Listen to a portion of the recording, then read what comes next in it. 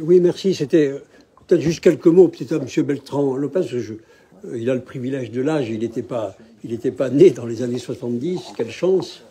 Et donc, il n'a pas connu les débats de l'époque. Et il connaît l'histoire que parce que ses amis politiques lui ont raconté. Donc, c'est normal qu'il ait quelques manques.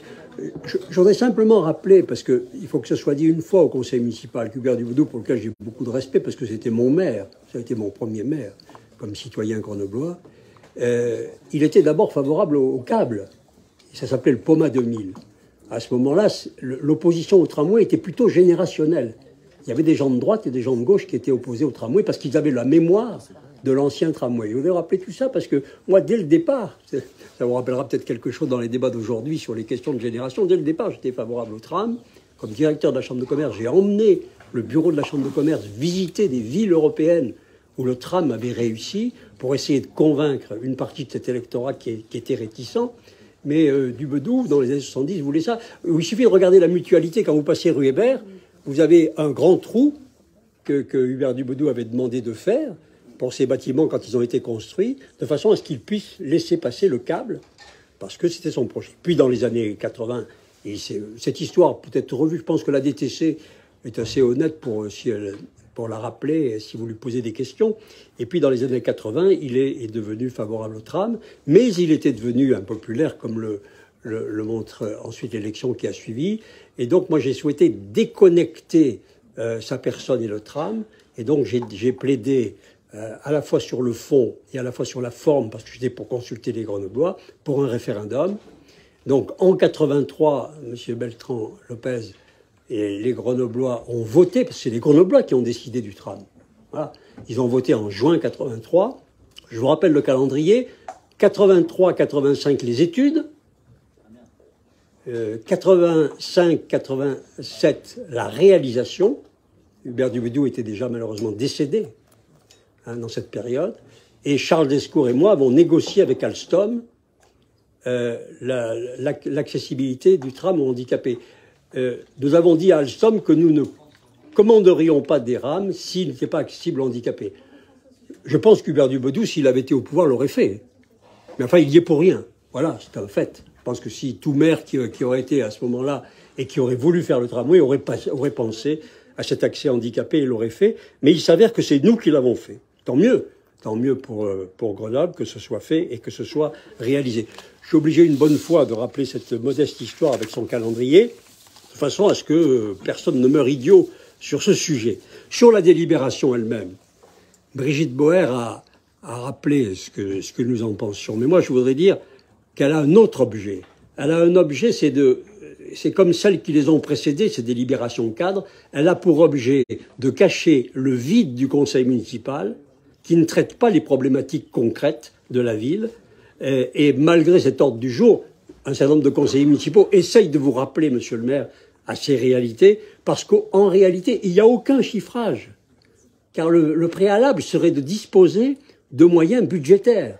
Il est question de l'ONU, des organisations mondiales, mais rien de extrêmement concret. Dans une ville efficace, le conseil municipal aujourd'hui, il débattrait des choix financiers à effectuer sur la base d'une analyse des dépenses actuelles, des réformes de structure à engager, de la situation des grands enjeux. Parce que là, on pourrait débattre des moyens qu'on va consacrer à l'accessibilité, de la situation du patrimoine, par exemple. On a obtenu encore de l'ACADA cette semaine le rapport sur le Palais des Sports qui nous indique qu'il y a 50 millions d'euros de nécessaires, comme on avait obtenu celui sur le musée de peinture qui nous indique qu'il y a 20 millions d'euros de travaux.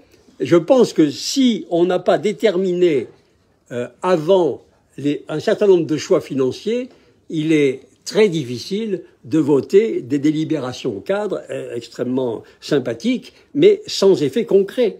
Et avant d'arriver, me semble-t-il, à l'augmentation des impôts de 15 à 25% en trahissant la promesse de les bloquer, ne pensez-vous pas qu'il eût été plus avisé d'organiser un véritable débat budgétaire au conseil municipal, avec des hypothèses, non pas par rapport à l'État ou à d'autres, mais par rapport à nous-mêmes, à nos possibilités, à nos priorités, qui nous auraient permis de hiérarchiser et par là même de savoir ce que nous allions pouvoir consacrer à l'accessibilité. Je vous rappelle que dans vos engagements, vous deviez débattre du budget avec les habitants en présentant plusieurs scénarios par secteur. Est-ce qu'on ne pourrait pas le faire au moins au conseil municipal? Des scénarios. Quelle est la priorité?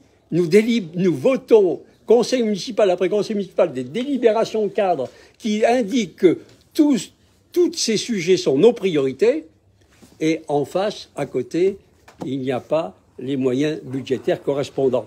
Je pense qu'il faudrait aujourd'hui, sur ces sujets-là, débattre avec les budgets parce que autrement, on pourrait savoir s'il n'y a pas d'autres moyens que de fermer l'accueil, par exemple, du périscolaire dans les écoles, faute de moyens en personnel, mettant cette fin d'année, élèves et parents dans la difficulté, alors même que vous envisagez même des rotations de fermeture au mois de janvier.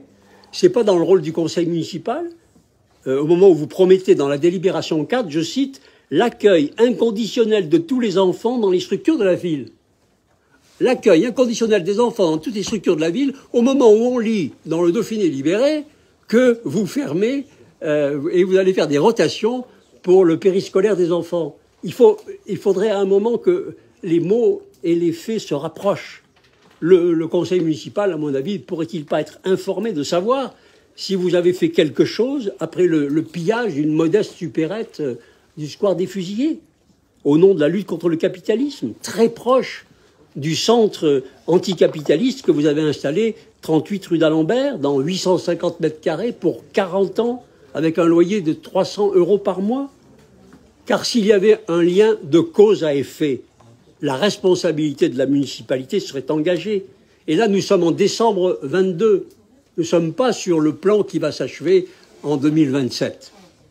Voilà, ce que je voudrais savoir aussi, c'est ce que vous avez entrepris pour assurer la sécurité et le bien-être des personnes âgées. Il y a des personnes âgées handicapées dans les EHPAD. Le personnel ayant dénoncé le manque de personnel puisqu'il se retrouverait parfois à 3 pour 60 personnes, ou une autre personne qui dit qu'elle est seule pour 26 résidents, expliquant que les personnes âgées en pâtissent. Ce ne serait pas une ville inclusive et bienveillante que de nous indiquer quelles mesures concrètes vous allez faire pour que ce type de situation qui est dénoncée ne perdure pas? Est-ce que entre une délibération cadre et faire face à ces réalités, il n'y a pas là quelque chose, il n'y a pas un problème, me semble-t-il? Ou encore, il y a votre adjointe chargée des écoles qui est mécontente que des femmes et des enfants soient à la rue et soient logés dans cette école et qui accuse la France d'être un État raciste,